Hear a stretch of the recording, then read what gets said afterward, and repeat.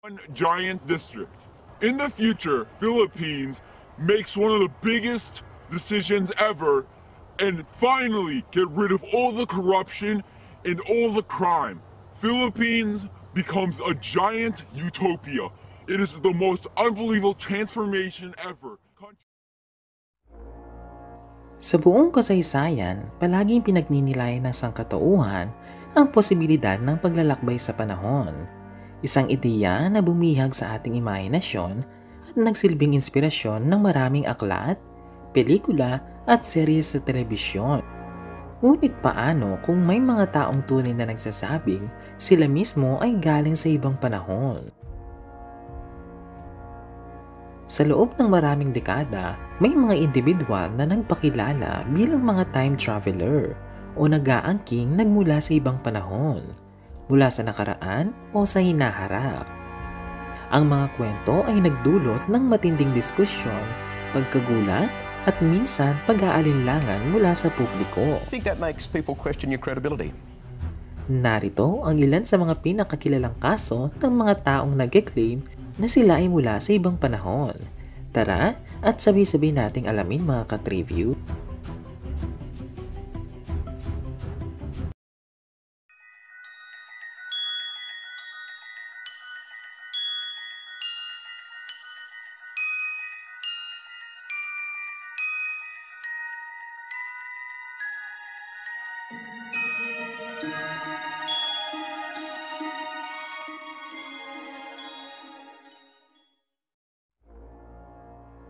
John Titor.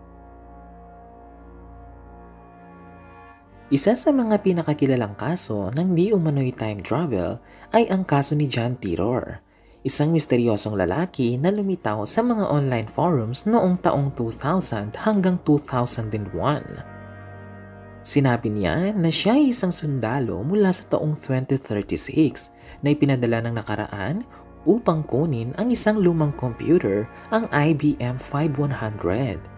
Ayon sa kaniya, ang computer na ito ay may kakayahang magbasa ng lumang software na kinakailangan para sa pag-aayos ng mga modernong sistema ng computer sa hinaharap.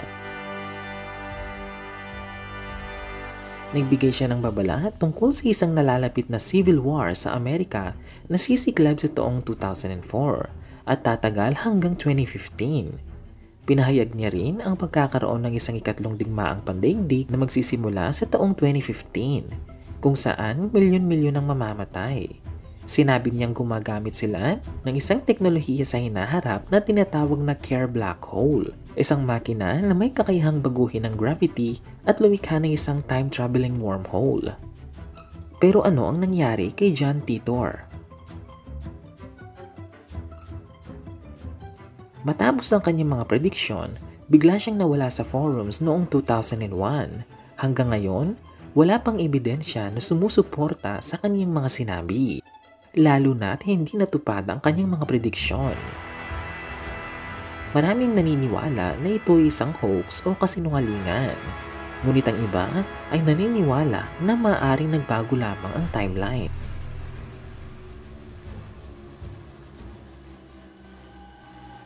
Number 2. Al Bielek, ang lalaking naglakbay sa hinaharap. Si Al Bielek ay nag-claim na naglakbay siya sa hinaharap at bumalik sa kasalukuyan matapos maging bahagi ng isang lihim na eksperimento ng gobyerno ng Amerika. Ayon sa kanya, siya ay kasangkot sa Philadelphia Experiment noong 1943. Isang sikretong eksperimento na di umano'y ginawa ng US Navy upang gawin ang barkong USS Eldridge na hindi makita ng radar. Sinabi niya na dahil sa eksperimento, siya at ang kanyang kapatid ay tinapon sa hinaharap sa taong 2137 at 2749. Ayon kay Bielek, noong 2137, nakita niya ang isang mundo kung saan nagbago na ang kontinente dahil sa matinding sakuna. Sa taong 2749 naman, nakita niya ang isang utopian society kung saan ang mundo ay pinapamahalaan ng isang AI-based system na kilala bilang the Synthetic Intelligence Computer System.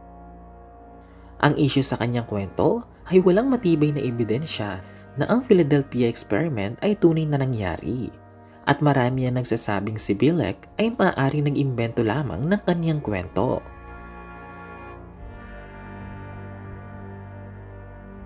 Number 3. Andrew Carlson, ang mysterious na stock market time traveler. Noong 2003, isang misteryosong lalaki na nagngangalang Andrew Carlson ang iniresto ng FBI dahil sa kahina-hinalang aktibidad sa stock market. Siya ay nagsimula sa isang maliit na puhunan na $800 at sa loob ng 2 linggo, lumago ito ng $350 million. Isang bagay na halos imposible sa legal na paraan. Nang siya ay inimbestigahan, sinabi niya na siya ay isang time traveler mula sa taong 2256 at alam niya kung aling stock ang tataas o babagsak. Nag-alok siya sa FBI ng impormasyon tungkol sa mga sikreto ng mundo kapalit ng kanyang kalayaan. Pagkatapos ng kanyang pagkakadakip, may lumabas na ulat na isang hindi kilalang individual ang nagbayad ng piyansa niya at siya ay bigla na lang nawala. Hanggang ngayon, hindi pa rin matukoy kung sino siya o kung ang buong kwento ay isang katang-isip lamang.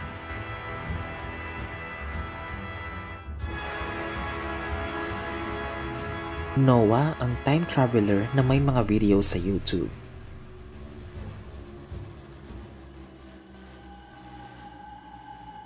Isang taong nagpakilala bilang Noah ang lumitaw sa YouTube at sinabing siya ay mula sa taong 2030.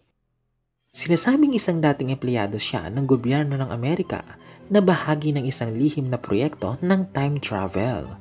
Ayon sa kanya, sa taong 2030, ang teknolohiya ay napakalayo na at may mga lumilipad na nasasakyan, advanced AI at mga bagong energy sources. Sinabi rin niya na si Donald Trump ay muling mahahalal bilang Pangulo bago tuluyang mapalitan ng isang leader na may pangalang Ilana Remigio. Si Noah ay naglabas ng mga videos kung saan sinabi niyang siya ay nagpa-lie detector test upang patunayan ang kanyang kwento. Gayunpaman, hindi kinilala ang resulta nito bilang ebidensya.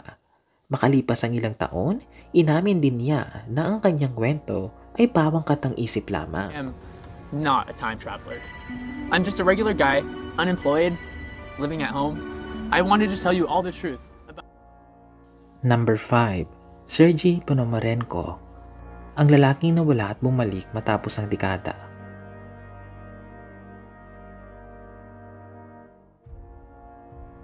Noong 2006, isang lalaking nagngangalang Sergey Ponomarenko ang lumitaw sa Ukraine na may suot na lumang damit at dalang isang lumang kamera. Ayon sa kaniya, siya ay mula sa taong 1958 at bigla na lang napunta sa kasalukuyang panahon.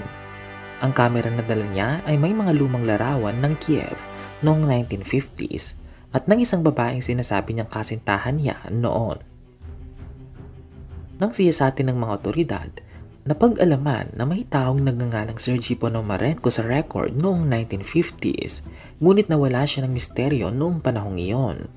Habang nasa pangangalaga ng psychiatric hospital, patuloy siyang iniimbestigahan upang alamin kung siya ba ay may mental illness o isang simpleng impostor. Ngunit isang araw, nawala siya ng walang bakas mula sa kanyang silid sa hospital. Walang CCTV footage na nagpapakita kung paano siya nakaalis at tila walang ebidensya ng pagtakas. Nang inimbestagahan pa ang kanyang nakaraan, lalo pang lumalim ang misteryo dahil may lumang talaan mula sa 1950s na may pangalang Sergey Ponomarenko. Ayon sa record, siya ay ordinaryong mamamayan na nawala ng misteryoso noong 1958 at hindi na muling nakita. Kung ito ay totoo, nangangahulugan ba na si Sergey ay bumalik sa kanyang panahon?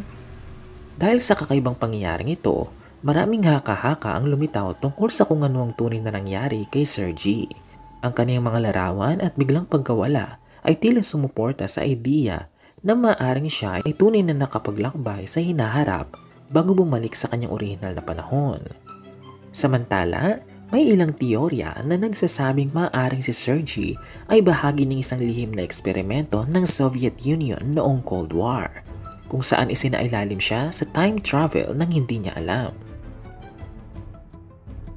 Ang kaso ni Sergey Ponomarenko ay nananatiling isa sa pinaka-controversial na misteryosong kwento ng time travel. Walang malinaw na ebidensya kung ano ang tunay na nangyari sa kanya. Kung siya ba ay tunay na bumalik sa kanyang panahon o kung siya ba ay isang alamat lamang. Ang time travel ay isang popular na tema sa science fiction. Ngunit ayon sa modernong agham, ito ay hindi pa napatunayan bilang posible. Ang mga kwento ng mga taong nag-aangking nagmula sa ibang panahon ay maaaring hoax o gawa-gawa lamang, psychological phenomenon tulad ng false memories o delusions, marketing stunt para sa publicity, o maaari din namang misteryosong pangyayari na hindi pa maipaliwanag. Bagaman walang matibay na ebidensya na nagpapatunay sa kanilang mga claims, nananatiling kaakit-akit sa marami ang ideya ng time travel. Sino ang nakakaalam? Marahil, balang araw, ang teknolohiya ng paglalakbay sa panahon ay magiging isang realidad.